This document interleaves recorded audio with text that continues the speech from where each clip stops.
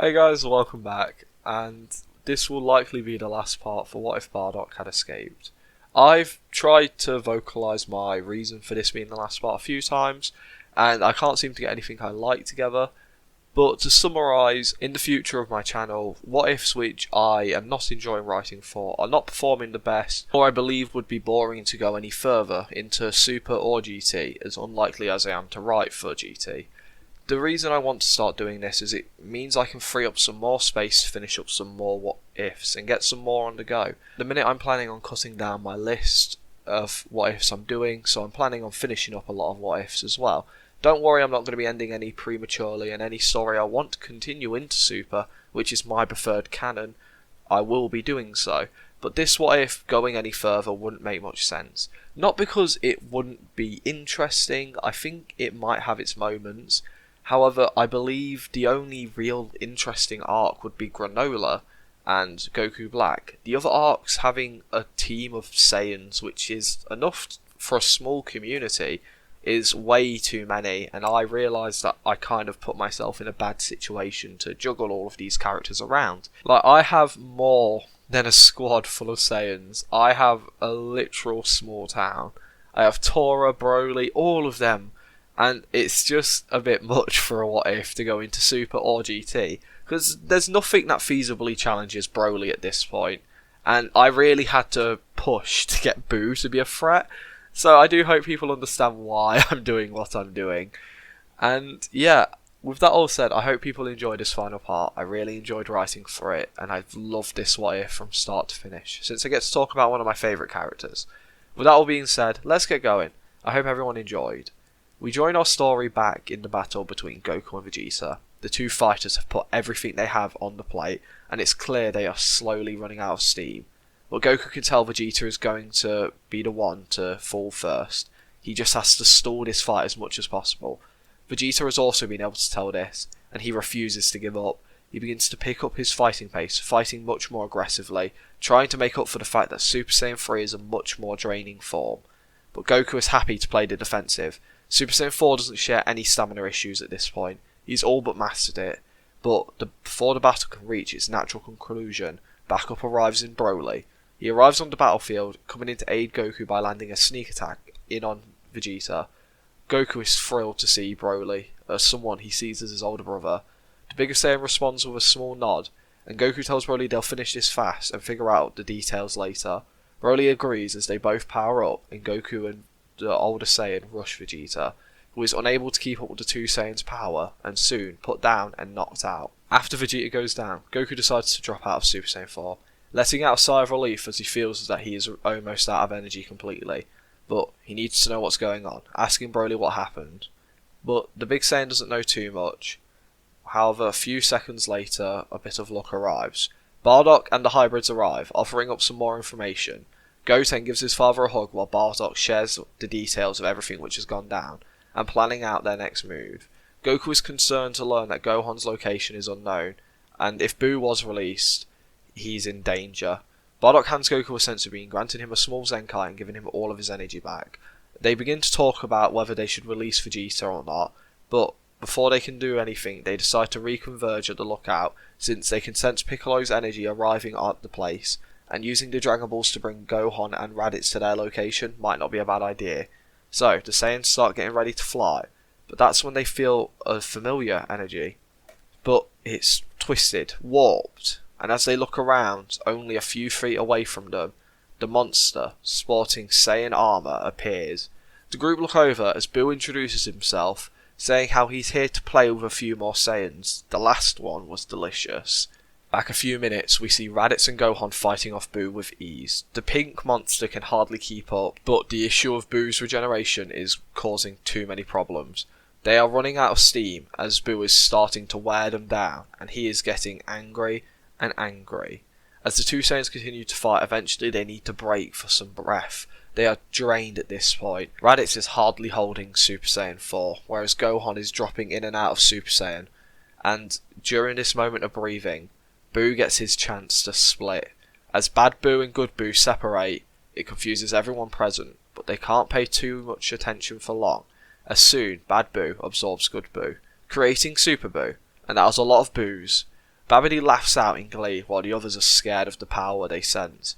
Raditz is already able to tell that they are outmatched. If he was at full power he might stand a chance, but this monster is way too much. He tries to figure out a way to get off this planet as Shin appears behind them, holding Tarbell, who is waking in and out of consciousness, saying how he can get them out of here, but they must move now. Raditz, hearing this, grits his teeth, telling Gohan to leave with Shin and head back to Earth to warn the others. He'll hold Buu off here and maybe even try to kill him. Gohan calls his uncle crazy, but the man just laughs, screaming how all Saiyans are. He rushes into battle, and Gohan goes to back him up, but Tarbell weakly grabs Gohan's leg, telling him not to. This hurts Gohan a little bit. He doesn't want to leave someone, especially Raditz, but he decides to agree, shaking his head slyly. Shin thanks Gohan, grabbing hold of both Saiyans and using the Kai Kai to take them to the Supreme Kai world, where, like in canon, Gohan begins to train with the Z-Sword after getting healed, him and Tarbell periodically taking it in turns to train with it and against one another.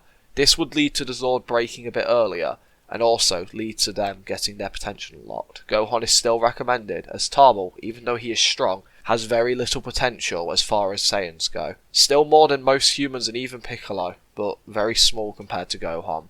Back on the planet where Raditz once fought alongside his nephew, he now fights alone against Super Buu, but it's clear Raditz is running out of energy. He plans on using an explosion to kill himself and hopefully Buu, but he would need time to prepare his energy. He's almost all out. After having to fight Fat Buu and the Great Apes earlier, he's very tired. So, after breaking away from Super Buu for a few seconds, his ki begins to surge and swell around him. Super Buu's confused at what he's doing, but Babidi catches on fast, telling Buu to deal with him fast. Super Buu once again doesn't like the orders, but does get an idea, as he detaches his own arm and throws it towards Raditz, stopping the man from using his final explosion, and then he's absorbed into Super Buu. The power of a Super Saiyan 4 combined with the Margin's energy creates a massive surge of ki, which can almost be felt from every planet nearby, as Babidi once again tries to give orders to Buu, but Raditz doesn't care for getting orders. He's taken on Raditz's aspects, that feeling that Saiyans have to grow stronger, that feeling to be free, and not wanting to take orders like Raditz had to from Frieza for all those years. Raditz decides not to risk it, extending his arm out towards Babidi, crushing the wizard's neck, and then absorbing him for some power, having left him alive just enough to gain some more magical abilities. Raditz grows even stronger, but not in the strength. His magical abilities are enhanced so much, he can feel everything, and decides to test out his new power on a planet worthy of his true destructive abilities. He decides on Earth, remembering all the great fighters back there. So we join our heroes back when Raditz arrived on Earth. The monster gives a scary smile towards the Saiyans, asking if they're ready to join him. This confuses everyone, as Bardock screams out asking where his son and grandson is, but Raditz just laughs. Wanting to get a reaction out to Saiyans, he explains that he had managed to absorb that Raditz one. As for the other two, he killed them off not too long ago, and now he's here to finish the job.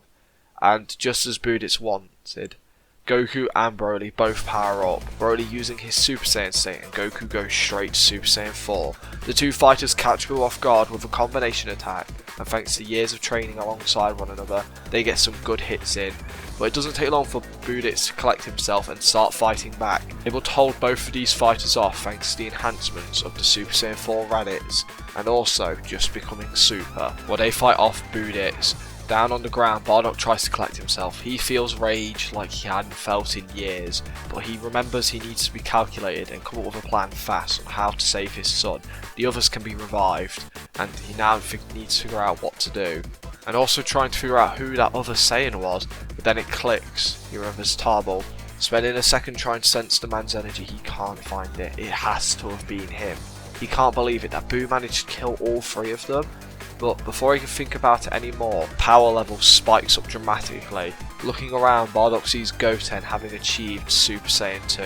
Having learnt that his brother and his uncle had been killed, he has achieved a new level of power. He rushes in helping his father and Broly, who at first are reluctant to let the boy fight, but the look on his face shows resolve that they have never seen before, allowing him to stay in the fight. Bardock and Trunks watch from the sides, Bardock trying to come up with a plan desperately, while Trunks is frozen in fear. Before either of them can move, Vegeta wakes up. Trunks quickly helps his father to his feet, as Bardock begins to question which side Vegeta is on. The prince shares how he was never under anyone's control, he just needed that power to close the gap, but even that was too little.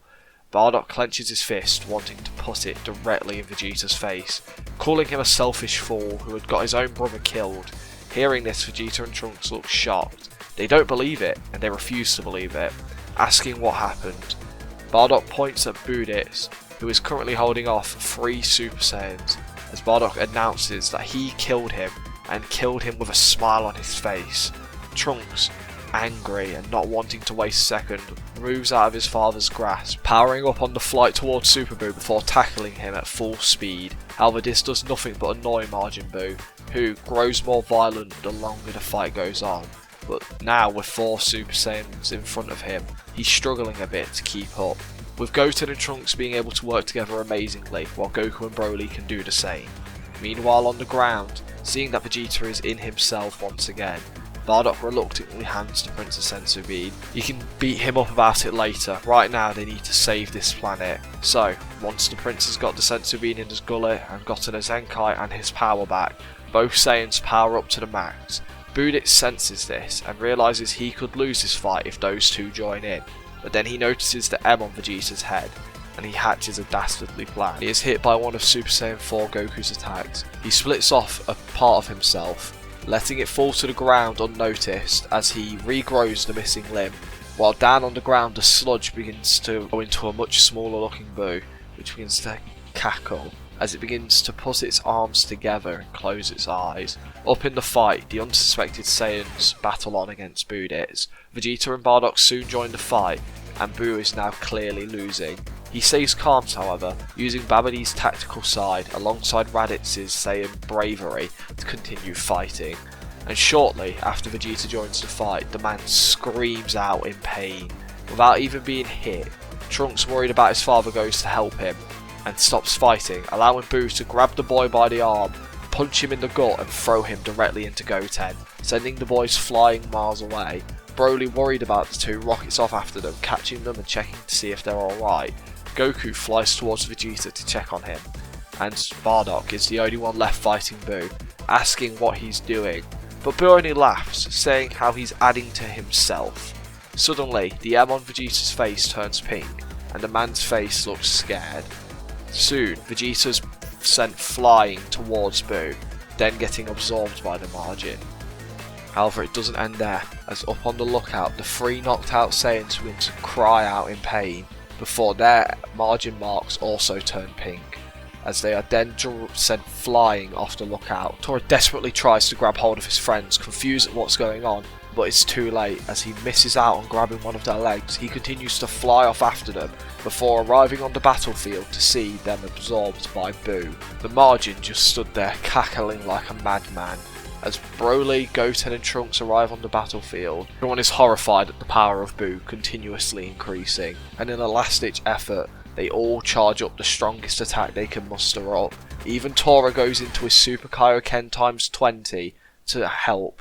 However, after firing an attack, and the attacks combine together, moments before it collides with Buu, the man erupts a barrier around himself, using Babidi's magic, easily able to defend himself. As the smoke clears, Raditz is shown to be unharmed, stood there with a cocky smile, and maybe even a hint of boredom, wondering if that's all the Saiyans could muster up.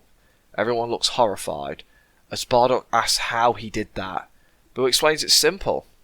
Everyone with the margin curse was attracted towards him thanks to a simple, pulling spell. He separated a piece of himself, pointing out the sludge he had left on the ground, creating a mini version of himself, which casted the spell. It was relatively disappointing that they didn't notice. He even gave it a good bit of power. He wanted them to catch him out a little bit, as Buu now stands there confidently, asking what their next move will be. Will they try and run? Will they power up even more? Will they give a senzu bean to Broly and hope he's more than enough? All Saiyans grit their teeth, unsure of what to do. But that question's answered for Buu, as the sky turns black, and suddenly the Saiyans are no longer stood in front of him. He's confused for a few seconds before realising that the Dragon Balls must have played a part in this. He doesn't know where they've gone, but he'll find them. There is no way they could grow strong enough to face him. Over on Namek, the Z-Fighters have all been teleported, and when I say the Z-Fighters, I mean everyone.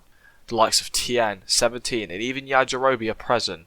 Everyone's confused, but as Piccolo walks forward, he explains himself.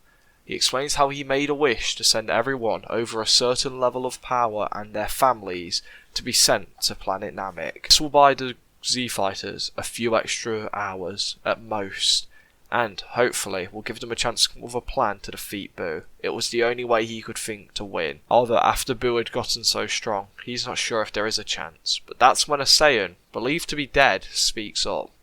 Tarbell shares the news of his and Gohan's training under the Kais, sharing to everyone how Gohan is training at this point in time and receiving a ritual which should allow him to defeat Buu.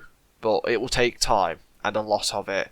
Everyone is happy to hear this, but wonders if this ritual will really work. Tarbell says how the old Kai who had recommended it believes it should. However, it's clear Buu has grown much stronger since then, so they need to have some contingency plans ready. Everyone's surprised to see Tarbell take such an initiative in this all. After all, he's normally quite shy. But that's when someone shouts up, saying how he has a few more options for them. As Bardock turns to see his old mentor in Nail, who had sensed Bardock's arrival and come to see his old student. The two share a hug before Bardock asks what he means. The Namekian tells Bardock that Elder Mori had heard of the problems Bardock was facing on Earth through King Kai and wanted to offer some help, so he did some digging through the Namekian Book of Legends and has found something which could help. If Bardock has the time to hear, Mori would love to share. The Saiyan nods happily as they fly off. The other Saiyans are left sat around catching up with 17, who they haven't seen in a while. But that's when two Namekians they've never seen before in their lives approach and start healing the Saiyans who are injured. They introduce themselves as Cargo and Dende and explain how they're here to help as much as possible. While they're getting injured, over at Elder Mori's hut, Bardock is welcomed into the building and welcomed back to the planet with open arms. Bardock apologises for having to use this planet to hide away from such a great danger and possibly bringing it to this planet. However, Mori just throws this aside, telling Bardock he will always be welcome on Namek, and in fact, he might be able to help, sharing how over the last few hours he has read up on some interesting things in the Book of Legend, and has read something which might help. In fact, he's read two things which could help with this upcoming battle. Bardock thanks Mori, sharing how he's desperate to learn, as the Elder hands the book over, sharing 2 page numbers for him to read and learn from, before telling him to save the universe once again, and make sure not to damage that book. Bardock laughs nervously as he thanks Mori, before flying back towards the others, quickly flicking through the pages which are in there, and learning one very interesting technique which he believes would work well for Goten and Trunks, and maybe himself and Tora, and then he reads on a legend which he thought was, well, a legend, and how to achieve such great power. Now he just needs to choose a candidate for it, and he believes he has the perfect choice. Once arriving back with the others, he realises that everyone has already started training to get ready for Buu. However, he insists that the Saiyans stop doing so, telling the androids, the humans and Piccolo to continue training. Right now he only needs the Saiyans present. Once he gets all Saiyans present, he tells them exactly what they'll be doing, sharing with Goten, Trunks and Tora that they will be training with him, not too far from the camp they've currently got set up. As for the others, they are to collect the Dragon Balls and wait for his next order. Once the Dragon Balls are collected, he is allowing them to lightly spar. However, they are not allowed to use any of the Super Saiyan form. Once he gets back from completing his training, he'll walk them through the idea of the ritual. Confused, they ask what ritual. Bardock smiles, saying how today will be the day Kakarot ascends to the gods. Everyone is left speechless, but Bardock leaves fast, with Goten, Trunks and Tora following along behind, before anyone can ask too many questions, as he begins his training, starting practice on something called the fusion dance. But while practicing the movements for this technique, Tora asks Bardock if he was talking about the Super Saiyan God.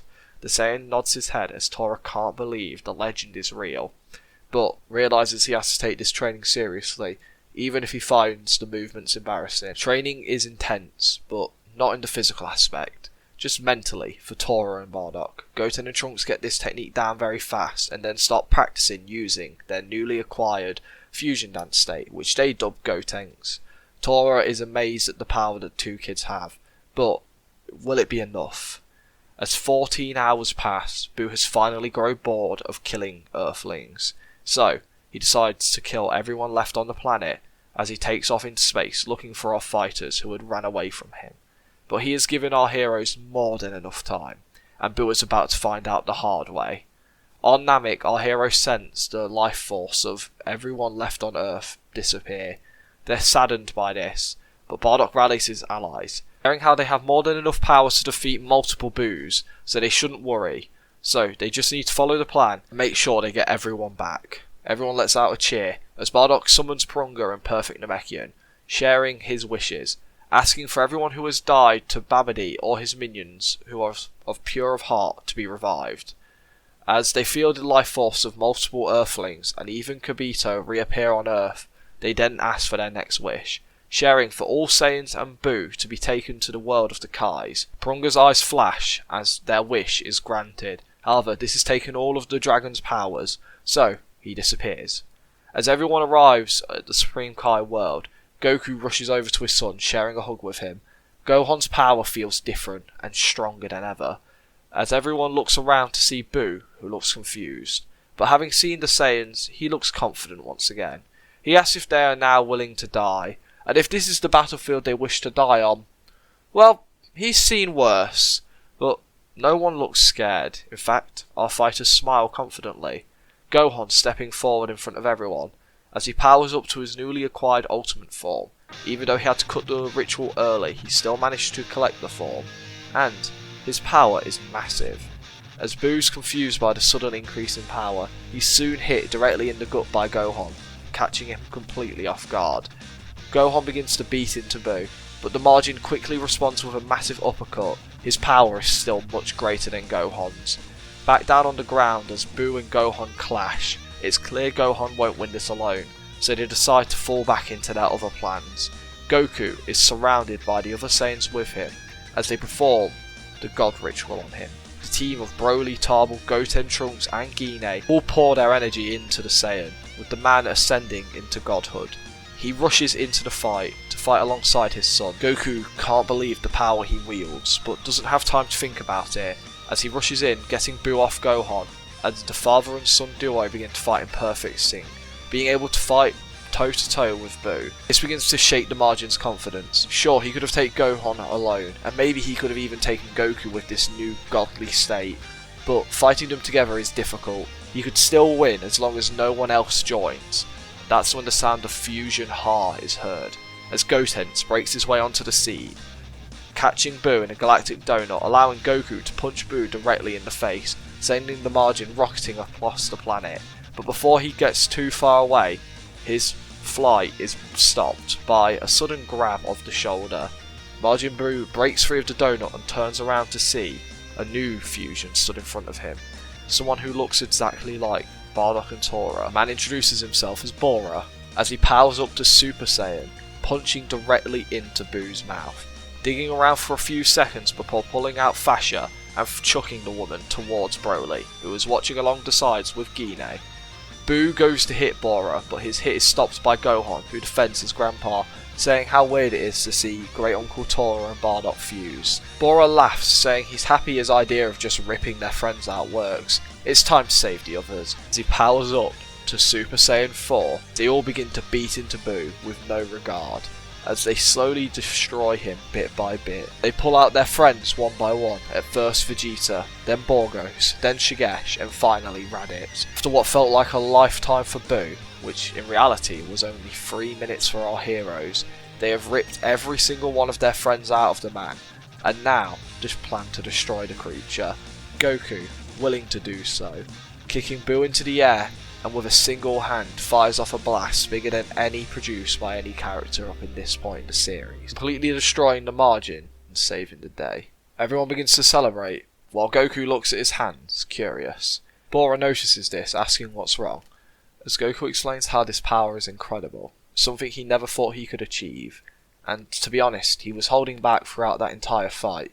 He didn't want to waste his time in this form, and getting to fight alongside his sons, his family, and the people he cares about. That's what he really enjoys about martial arts. So he didn't want to end it all then. And he probably could have killed Buu the moment he joined the fight. So he felt like he didn't really get to test out this full power. Laura asks if he would like to have a sparring match once they get back to Earth, as Goku excitedly nods, wondering if this power is within his grasp alone, without others' help. But for now, he wants to celebrate. Bardock and Tora defuse and head over towards their former squad mates. They are happy to see that they are at least alive. Well, for now. Shin shares how Babidi's curse will soon lift and they will be taken back to Otherworld. This saddens Bardock and Tora, but as their former squad come back too, they show off that the fact their margin mark is left. They share how happy they are that they got to fight against Bardock and Tora once again, even if Tora's still a pushover, getting a reaction out of the man. As they spend a few seconds talking, Bardock shares how he's sorry he didn't save them, and they tell him not to worry about it. They understand that they weren't the friendliest Saiyans, and even though they were friends, he made the right decision in the end of the day. They look forward to meeting Bardock in the afterlife. That's if he's not done enough good deeds to make his way into heaven. But when he inevitably comes down to hell, they'll be waiting for him. As they slowly fade off back into Otherworld, Bardock and Tora smile, knowing that their friends didn't hate them, knowing that their friends were still jackasses, like they always were. Vegeta's margin mark lifts as well, as he apologises for everything he did. Tarbell smacks his brother over the head, telling him not to be stupid ever again, getting Goku to laugh, and even Broly chuckles slightly. After a short while of rest, Shin takes everyone to Namek, where they share the good news of their victory to their family and friends. Everyone begins to celebrate, even Shin a little bit. And while everyone's caught up in celebration, Bardock slips away from the group, as he watches from a distance, watches his sons mess around with one another, even his adopted ones. He sees his wife interact with his daughter-in-laws, watches his best friend happily talk around with Nail, someone he would consider his mentor and a close ally, watches his grandkids and his student run around like idiots, and Bardock can't help but smile at the sight, as he turns back to see a crater in the ground, with grass now starting to grow out of it, and starting to reclaim the damaged spot of the planet. It's the place he had crash-landed over 30 years ago, and as he stares at the crater, he stares down his former self, the old angry, violent Saiyan, which had never saved anything in his life, before Bardock corrects himself, saying how he saved that Namekian and that child, alongside his own son, wondering if karma had a funny way of showing itself by saving him that night, by having Gine and Tora disobey what he told them to do, and save him. He can't believe how lucky he was to make it to a planet as amazing as Namek. This planet truly saved him, helped him escape his former ways, as he looks up to the sky wondering how Monito and that cerulean child were doing. He hopes that they had a good life just as much as he did, as he now wonders what would have happened if he hadn't escaped. How different would things be? Would have his sons made it? Would have his family lived as prosperous life as they have here? Before his wife shows up, grabbing him, getting him to shake this thought out of his head, as he looks down to her. They share a moment before it's interrupted by the sound of Goku having reawakened his god ki, and a shout initiating combat is heard.